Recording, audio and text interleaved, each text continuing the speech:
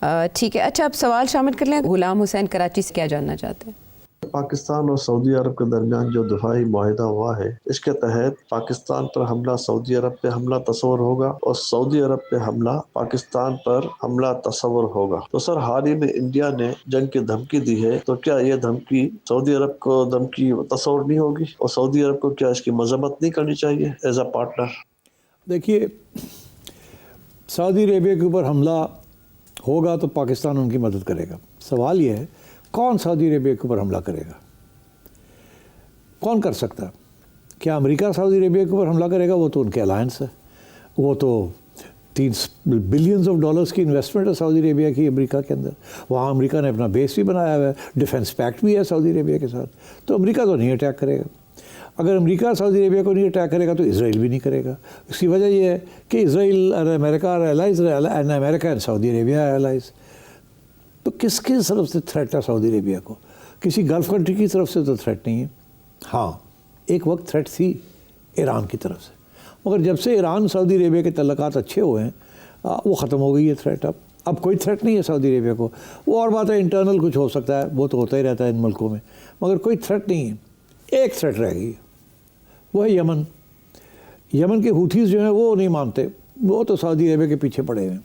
تو اگر یمن کی طرف سے پھر کو حملہ ہوتا ہے سعودی عربیہ کے اوپر، یا بگڑ جاتے ہیں حالات اور سعودی عربیہ کو ملٹری سپورٹ کی ضرورت ہے، تو وہ پاکستان پرووائڈ کرے گا. کوئی ایشو ہی نہیں ہے. اور ویسے بھی امریکہ تو ابھی حال ہی میں انہوں نے اپنی بمباری بند کی ہے ہوتھیز کی، بیکاز ہوتھیز تھریٹن کر رہے تھے کہ ہم سارے آپ کی شپنگ کو اڑا کے رکھ دیں گے. تو امریکہ پیچھے ہٹ گیا کیونکہ ان کے ایئر کرافٹ کیریئرز بھی وہاں ہیں.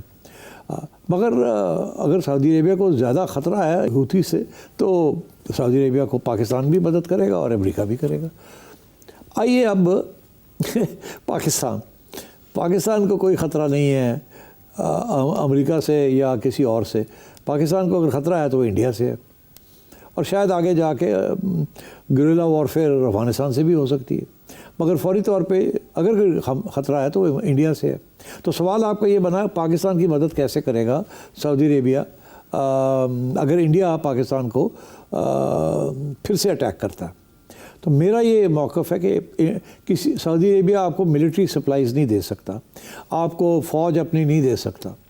سعودی عربیہ آپ کو پیسے دے سکتا ہے، آپ کو تیل دے سکتا ہے، آپ کی حمایت میں کہ انٹروین کر کے روکنے کی کوشش کر سکتا ہے، انڈیا کو سمجھانے کی کوشش کر سکتا ہے، انڈیا کو کنڈیم بھی کر سکتا ہے.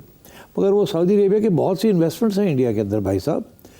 پاکستان میں تو کوئی انویسٹمنٹ نہیں ہے اس قسم کی، چھوٹی موٹی ہیں.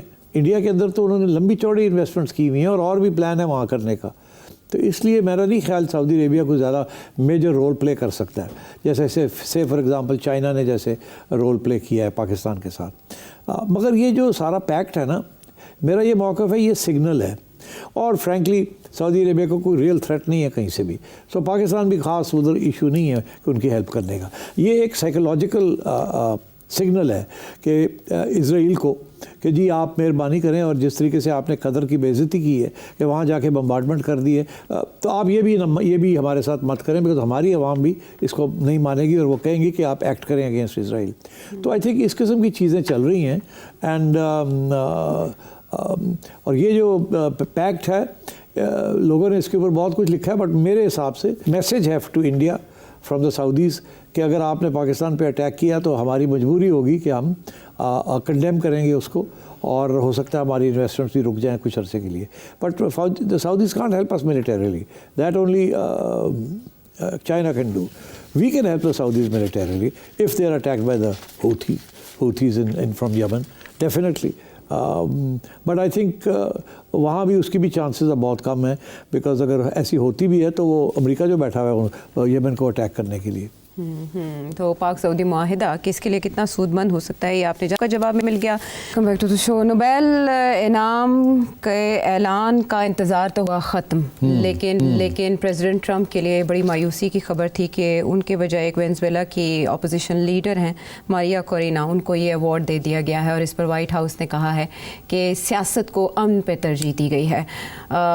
اب انتظار کیا جا رہا ہے کہ پریزیڈنٹ ٹرمپ اپنی کسی پریس کانفرنس میں غصے کا اظہار کریں گے, بٹ کیسے دیکھتے ہیں آپ اس اناؤنسمنٹ کو؟ اور اس دیکھیے 3 پوائنٹس ہیں جو مجھے یاد آ رہے ہیں. پہلی بات تو یہ ہے کہ نامینیشنز کی کٹ آف ڈیٹ ہے 31 جنوری.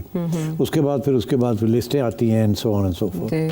تو وقت لگتا ہے اس کو فائنل کرنے میں, بٹ کٹ آف ڈیٹ 31 جنوری ہے. اور پاکستان کی نامینیشن فار ٹرمپ وہ 31 جنوری کے بہت بعد میں ہوئی ہے. ہاں, جنگ کے بعد وہ تو 4 روزہ اس لیے اس کو تو کنسیڈر بھی نہیں کیا ہوگا جی. تو پہلی بات. دوسری بات یہ ہے کہ ڈونلڈ ٹرمپ نے ابھی تک تو کوئی اچیومنٹ تو نہیں ہوئی نا, ابھی کہیں پیس تو نہیں ہو گئی. ایک تو صرف یہ جو ہے کلیم کرنا کہ جی ہم نے پاکستان انڈیا کی جنگ روک دی ہے, دیٹس ناٹ گڈ انف. تو پھر ہونے جا رہی ہے 8 جنگیں ان کے بقول انہوں نے ختم کروائی. اچھا نہیں, وہ کوئی نہیں, کیونکہ یقین نہیں کرتا نا کوئی بھی کوئی جنگیں بند ہوئی ہیں. کوئی وہ سارا جو ہے نا جیسے کہتے ہیں اوپر سے پیپر کریکس جو ہے کو کیا, کوئی نو ریئل ڈپلومیسی. مگر تیسری بات بہت امپورٹنٹ ہے, کیا؟ ڈونلڈ ٹرمپ کو کبھی بھی نوبل پرائز نہیں ملے گا. لکھ لیں میرے سے. باراک اوباما کو مل سکتا ہے, ان کو نہیں مل سکتا. ایگزیکٹلی. کیوں؟ نوبل پیس پرائز کی کمیٹی جو ہے جی, it believes in the international global world order, rules based world order. Donald Trump اس ورلڈ آرڈر کو ڈسمینٹل کرنے جا رہا ہے. Base line. اس لیے وہ کبھی بھی نہیں کریں گے. اور یہ جو انہوں نے سلیکٹ کیا ہے اور بہت ہی ڈونلڈ ٹرمپ کو سنب کیا ہے. اچھا. اور یہ خاتون تو اس وقت I think she is in hiding, کسی کو نہیں پتا کہاں ہیں, مگر ان کو بلاک کر دیا گیا from contesting for the presidency. She is a great defender of civil rights and democracy. Donald Trump تو بڑا اتھارٹیرین فگر ہے جی, اور ڈونلڈ ٹرمپ جو ہے جس گلوبل ورلڈ آرڈر میں ڈیموکریسی کی باتیں ہوتی ہے ڈزنٹ بلیو ان اٹ. سو اس لیے مائی سینسز کے نوبل پیس پرائز انہوں نے ڈیلیبریٹلی اس خاتون کو دیا ہے, ڈیلیبریٹلی ایز اے پوائنٹ کہ ڈونلڈ ٹرمپ تجھے نہیں ہم دے سکتے, تم تو ہمیں فارغ کرنے جا رہے ہو جس گلوبل ورلڈ آرڈر کا وہ حصہ ہے. کمیٹی کو ہی فارغ کر دیں اگلے سال. تو اس لیے Donald Trump will not be eligible for as long as Norwegians are there, they will not do it. یا تو ڈونلڈ ٹرمپ خود ڈیموکریٹک ہو جائیں, اتھارٹیرین نہ بنے, بلی نہ ہوں, ہیجمنی نہ کریں, تو پھر تو اور بات ہے. بٹ دے میں ریلنٹ. اور یا اگر کوئی جینیونلی اتنی بڑی کوئی تیر مارتے ہیں, 2 اسٹیٹ سولوشن ہو جاتی ہے, جو کہ ساری دنیا کہتی ہے کہ اب 2 اسٹیٹ, 1 اسٹیٹ تو ہو نہیں سکتی کیونکہ امپاسبل ہے وہ, بٹ 2 اسٹیٹ اگر ہو جاتی ہے, ڈونلڈ ٹرمپ ڈز دیٹ, تو پھر تو شاید definitely can become a contender. Barack Obama کو اس لیے وہ آتے سار اس نے یہ باتیں کہی تھی کہ میں اب یہ کروں گا 2 اسٹیٹ. ڈونلڈ ٹرمپ نے تو کبھی مانا ہی نہیں نا اس بات کو, وہ تو ہر بات سے اسرائیل کی مانتا ہے.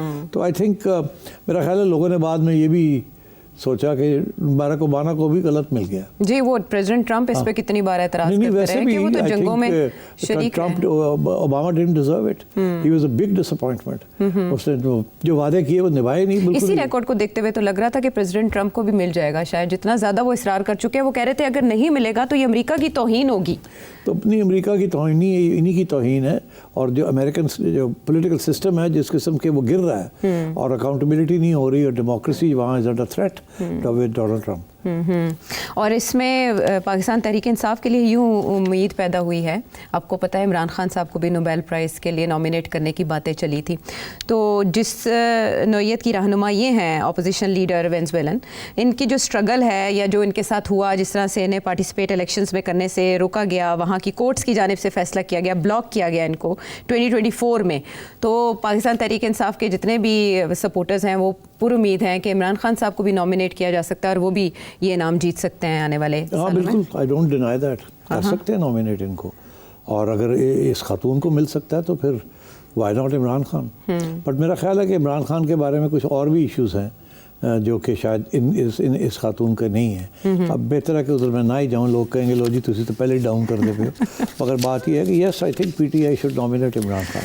رائٹ, تو ٹھیک ہے, اگلے سال نامینیشنز میں پریزیڈنٹ ٹرمپ بھی شامل ہو جائیں گے اور عمران خان صاحب بھی شامل ہو جائیں گے, اور ان دونوں میں ہوگا پھر مقابلہ نوبیل پیس پرائز کے لیے. ٹھیک ہے, تو اس وقت نارویجن کمیٹی انتظار کر رہی ہے کہ پریزیڈنٹ ٹرمپ کا نزلہ کس پر گرتا ہے اور وہ کن خیالات کا اظہار کرتے ہیں اس بابت. ہم آپ شو میں ساتھ دینے کا شکریہ. پاکستان کو اسپیشلی لاہور کو اس وقت ایک کرائسس کا سامنا ہے کہ ایک گروپ, مذہبی group T L P M کی جانب سے احتجاج کیا جا رہا ہے فلسطین کے مسئلے کو لے کر, لیکن اس پر ہماری حکومت متحرک ہو چکی ہے اور دونوں طرف کلیشز کی اطلاعات ہیں, جس پر وزیر مملکت برائے داخلہ طلال چودھری نے آج بھی پریس کانفرنس کی میڈیا کو بتایا کہ فیکٹس کیا ہیں, اور ان کا یہ بتانا تھا کہ تشدد کیا گیا ان کی طرف سے, ڈنڈے ڈنڈے اور اینٹیں جو پروٹیسٹرز ہیں ان کی طرف سے استعمال کیے گئے، ریاست کی طرف سے نہیں.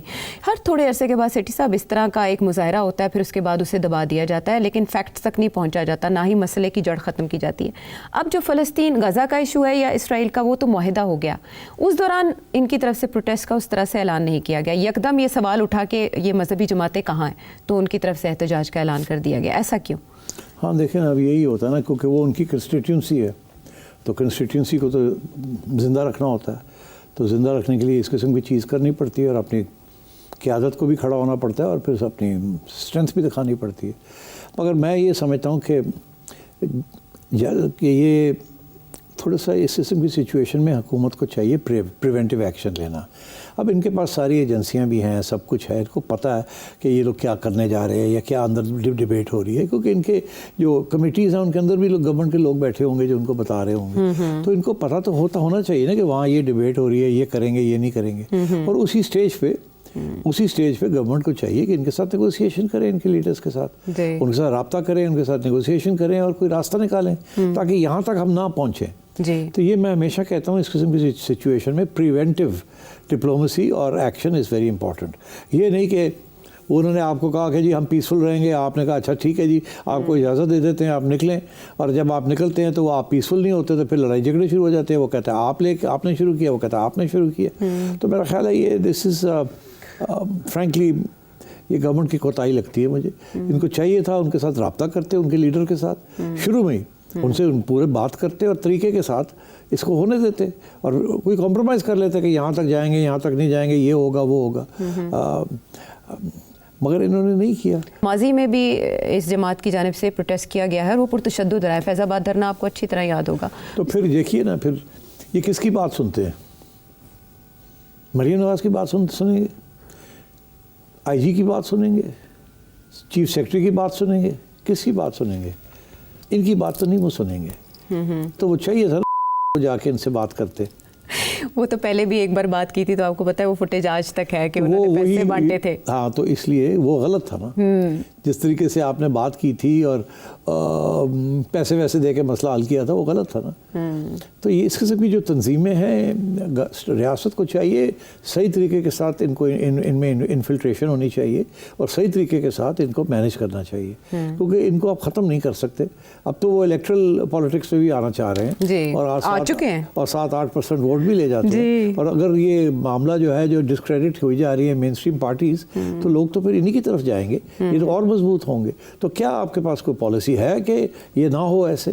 تو یہ ساری چیزیں سوچنی چاہیے نا ریاست کے اداروں کو. آپ کی ماضی کی پالیسیز آپ کو ہانٹ کرتی ہیں.